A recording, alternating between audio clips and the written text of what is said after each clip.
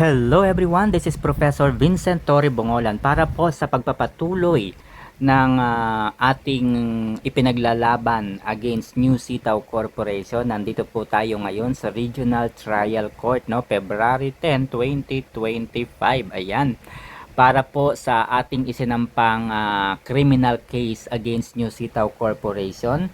Muli po ay nandito tayo ngayon sa Regional Trial Court. Dalawa po ang good news na maaari nating sabihin sa ngayon. Unang good news po ay nakikipagtulungan na po ang Securities and Exchange Commission at sila po ay formal na rin pong nagsampa ng criminal case against the company, no, against New Sitaw Corporation. Pangalawa po na update ngayon, baka anytime or anytime of these days ay makatanggap po kayo ng email mula sa mga bangko. Kaya i-check po ninyo ang inyong spam folder dahil tinatanong na po ng mga bangko kung ano ang kinalaman ninyo o natin sa New Sitaw Corporation. Sagutin lamang po ninyo ng katotohanan at pawang katotohanan lamang ang inyong isasagot sa email. Ano po ang kinalaman ninyo sa Sitaw Corporation? Bakit po kapag nagsinungaling po kayo, meron pong sinabi sa amin ang Regional Trial Court kapag yung isinulat natin sa reklamong ito ay hindi natin kayang panindigan at hindi natin kumbaga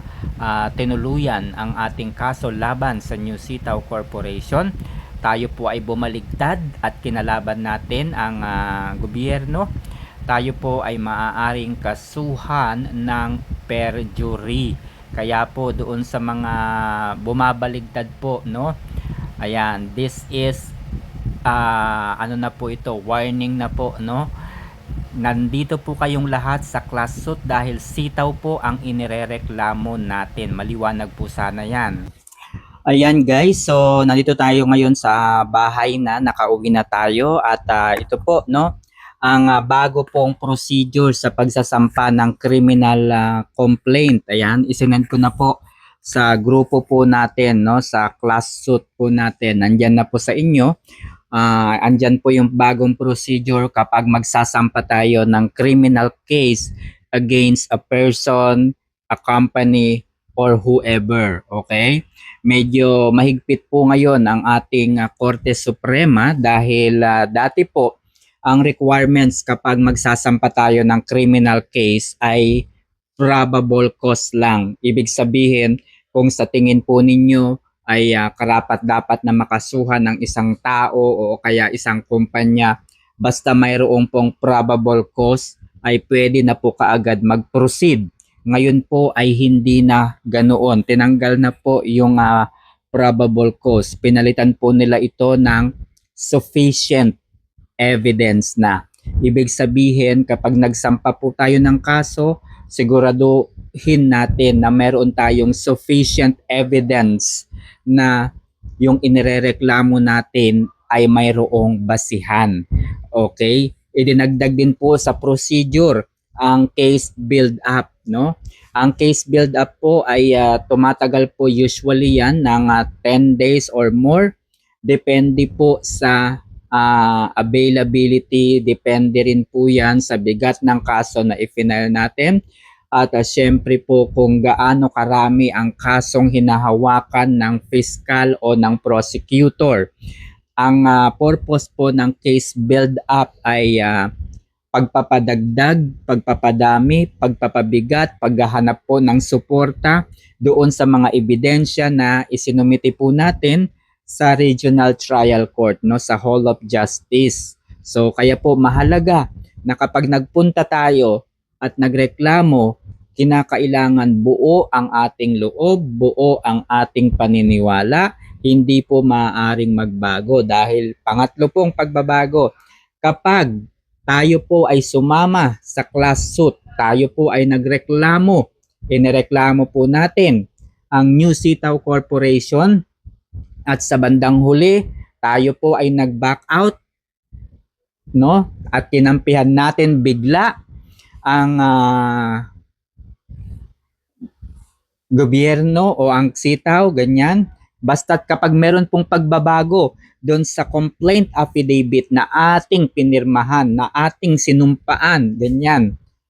ay maaari na po tayong balikan ng korte. Maaari po tayong kasuhan o makasuhan ng tinatawag nating perjury. So, siguraduhin po ninyo na kapag nag-file tayo ng kaso, wala pong magiging balimbing dahil kayo rin po ang mapapahamak, hindi po ako, hindi po ang mga representatives dahil ako po, buo ang loob ko, paniniwala, no, hindi lang sa paniniwala hindi lang loob ang buo, kundi meron po tayong mga evidences, no, na magpapatunay na tayo po ay na-scam at niloko ng sitaw. Ibig sabihin po, sitaw mismo talaga ang ating dapat na ireklamo dahil ang pera natin unang-una ay nasa New Sitaw Corporation. Saan po tayo nagde-deposit ng pera? Sa New Sitaw Corporation Banks, no? Andyan po yung Union Bank ng Sitaw, andyan po yung GCash nila through Peso. Andyan din po yung kanilang BDO. Andyan din po yung kanilang SWIFT. Lahat po ng mga bangko na yan ay nakapangalan sa New Sitaw Corporation. Tama po ba o hindi? Di ba nakalagay dun sa Union Bank, BDO, SWIFT at yung peso nila, New Sitaw Corporation yung pangalan. So ibig sabihin, yung pera po natin ay nasa New Sitaw Corporation, wala po sa Securities and Exchange Commission. So bakit natin irereklamo ang Securities and Exchange Commission? Pangalawa, nung tayo po ay pumirma doon sa complaint affidavit, ano po yung nakalagay doon? Irereklamo natin, naniniwala tayo na in-scam tayo ng sitaw. Tama, di ba? Ngayon, kapag bumaligtad po tayo, ito po ang pinakamatinding pagbabago, no, na inumpisahan, no, ngayong administrasyon ni President Ferdinand Bongbong Marcos Jr. Maaari na po tayong balikan ng korte. Kahit wala na pong magreklamo sa atin, babalikan po tayo ng korte kung tayo ay bumaligtad. Which is para sa akin, no, tama lang. Kasi kung hindi po gagawin ng korte yan, maa-abuse po lalo. Maa-abuse. Ibig sabihin, kahit sino pwedeng mag-file kahit walang ebidensya. Yung parang trip-trip lang. Na kung saan ay dumarami po yung hahawakan nilang kaso tapos at the end of the day, hindi pala totoo yung nirereklamo natin, di ba? So, maganda rin po yun na hinigpitan po nila. Yun nga lang, kaakibat po ng paghihigpit po sa pagpapile ng kaso, syempre medyo matagal-tagal po ito. Pero, this is a good step. This is magandang pagbabago. Okay? Uunahin ko lamang po, ngayon po, February 10, 2025, tayo ay nagpunta sa Regional Trial Court. At doon po, kinausap na po tayo ng prosecutor. Ayan. So, yung prosecutor po mismo ang nakausap ko. Makulit pa nga po ako kanina Sabi ko kanina, gaano po katagal ito? Baka pwede naman and so on so forth. At ang maganda po nito ay meron po kaming pinirmahan na sama-sama tayo sa kasong ito. Hindi ko po sasabihin kung ano po yung pinirmahan namin, no? Kasi baka merong gumaya. No, baka merong gumaya. Mahirap na. Alright, so this is a good update for everyone.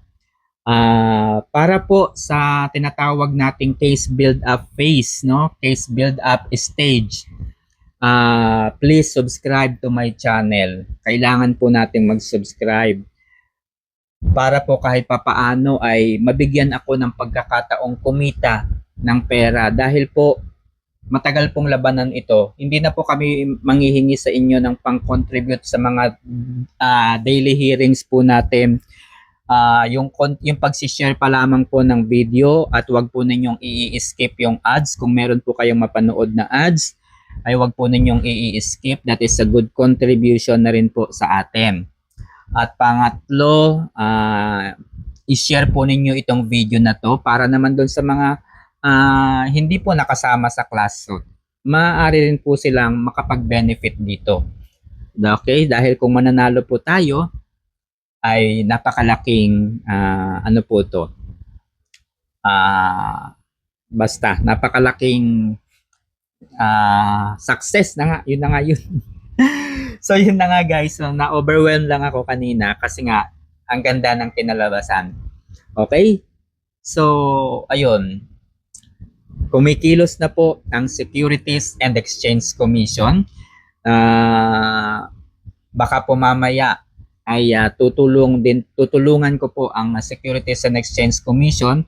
Magre-reply po tayo doon sa email nila sa akin kasi nanghihingi po sila sa akin ng additional na mga evidences pa para tuluyan ng mahanap, no, at makasuhan ang mga tao sa likod ng New Sitaw Corporation.